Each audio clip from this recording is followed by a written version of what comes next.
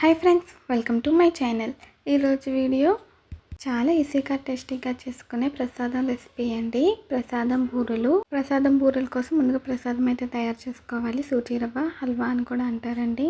Pan పెట్టి 1 spoon నెయ్యి వేసాను.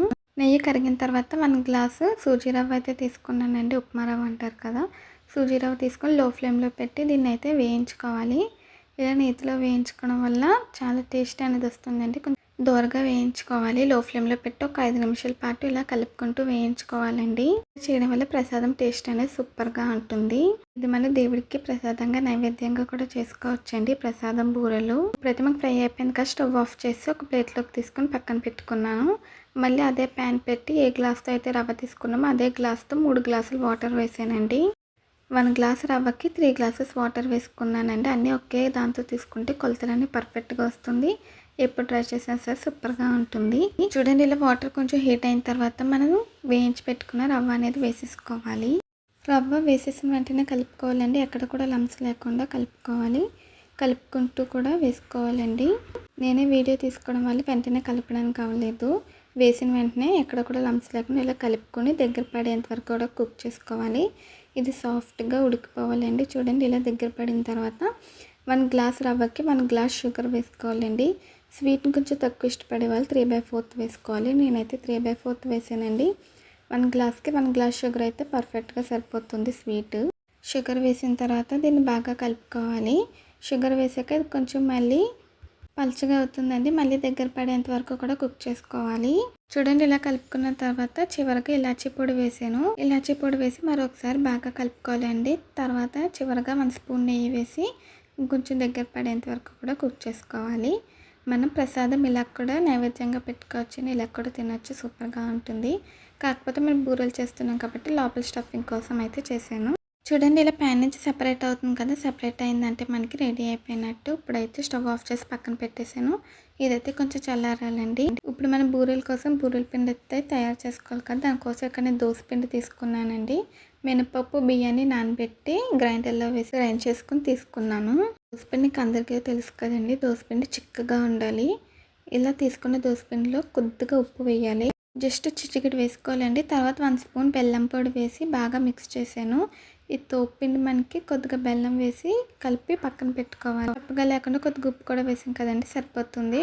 ఇలా మూత పెట్టేసి పక్కన పెట్టేసి, ఎందుకంటే బెల్లం బాగా కరుగుతుంది కదా. ఈలోపు ఇక్కడ మనకి ప్రసాదం కూడా చల్లారిపోయింది. తర్వాత దాన్ని ఒకసారి బాగా కలుపుకున్నానండి. ఇలా కలుపుకున్న తర్వాత కొద్దిగా ప్రసాదం తీసుకొని ఇలా చిన్న బాల్లో అయితే తయారు చేసుకోవాలి. ఇలా చిన్న మనం బాల్స్ అయితే తయారు చేసి పెట్టుకోవాలండి. ఇలాగే మనం అన్నీ కూడా తయారు చేసి పెట్టుకోవాలి. తయారు చేసాక చూపిస్తాను. చూడండి ఫ్రెండ్స్, ఇప్పుడైతే నేను తయారు చేసేసానండి. ఇది పండగలకి నైవేద్యంగా అయితే చేసుకోవచ్చు, లేదంటే మనకు స్వీట్ తినాలనిపించినా సరే చేసుకోవచ్చు. ఇప్పుడు ఒకసారి మూత తీసి దోసపిండి బాగా కలిపానండి. ఇలా కలుపుకున్న తర్వాత ఇప్పుడు ఇందులోకి మనం తయారు చేసుకున్న ప్రసాదం పెట్టేసి పిండిని బాగా కోట్ చేయాలి. అన్ని సైడ్స్ కూడా పిండిని బాగా కోట్ చేయాలండి. తర్వాత డీప్ ఫ్రై కోసం ప్యాన్ పెట్టి ఆయిల్ వేసాను. ఆయిల్ బాగా హీట్ అయిన తర్వాత మనం చేసి పెట్టిన బూరెలు అయితే వేసేసుకోవాలండి.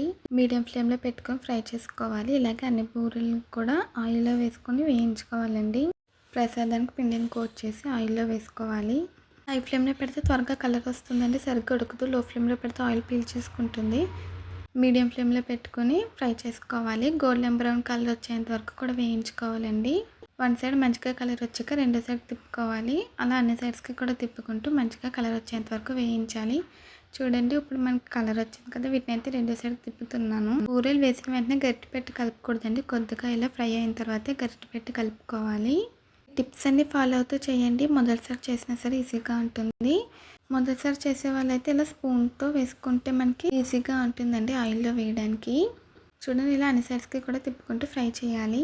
గోల్డెన్ బ్రౌన్ కలర్ వచ్చేంత వరకు ఫ్రై చేసుకుంటే సరిపోతుందండి. ఇప్పుడైతే మనకి నవరాత్రులు వస్తున్నాయి కదా, ఈ ప్రసాదం బూరెలు అయితే మనం నైవేద్యంగా ప్రసాదంగా చేసుకోవచ్చు.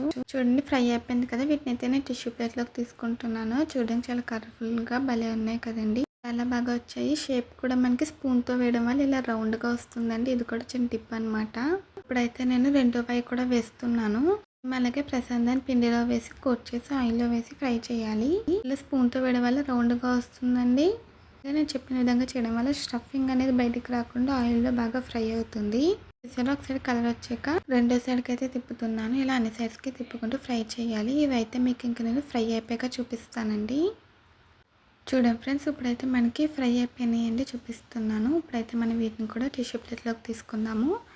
ఇలాగే బూరెలన్నీ కూడా ఫ్రై చేసుకోవాలి. అన్నీ కూడా మనకి ఫ్రై అయిపోయినాయండి. ఇప్పుడైతే నేను స్టవ్ ఆఫ్ చేసాను.